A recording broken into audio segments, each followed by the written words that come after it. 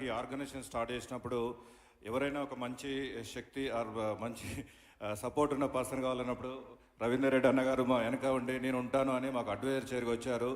ఆ రోజు వైస్రాయ్ హోటల్లో మేము చేసుకుంటామని అంటే అన్న మీరు ఫ్రీగా చేసుకోమని చెప్పేసి మా వెనకాల నిలబడి ఆ రోజు అంత గ్రాండ్గా ఫంక్షన్ కావడానికి రవీందర్ రెడ్డి గారు ఇచ్చిన సహకారమే అండి. ఈ రోజు కూడా మీరు చూస్తున్నారు ఎంఎస్ఎన్ టైటిల్ స్పాన్సర్గా వచ్చిందంటే అన్నను వెళ్ళి అడగగానే ఓకే నేను స్పాన్సర్ చేస్తాను హైయెస్ట్ అని చెప్పి అన్న ముందుకు వచ్చారు. చాలా చాలా థ్యాంక్స్ అన్న, మీకు చాలా ధన్యవాదాలు. సో రవీందర్ రెడ్డి గారిని మాట్లాడవలసిందే కోరుతున్నానండి. ఈ ఒక ఫంక్షన్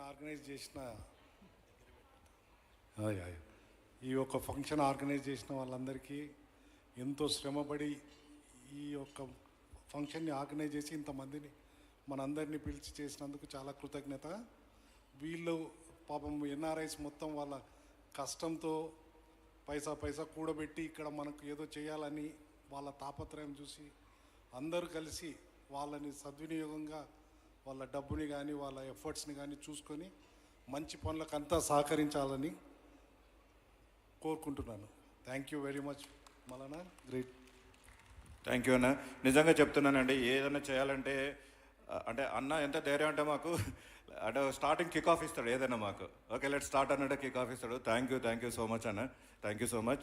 చాలా టైం అయిపోయిందండి. So let start with miss India fashion show ఉంది.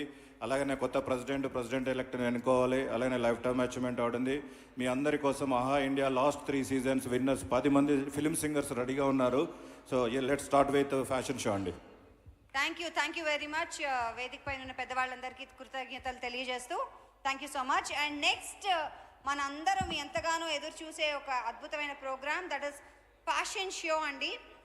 సో ఈ ఫ్యాషన్ షోకి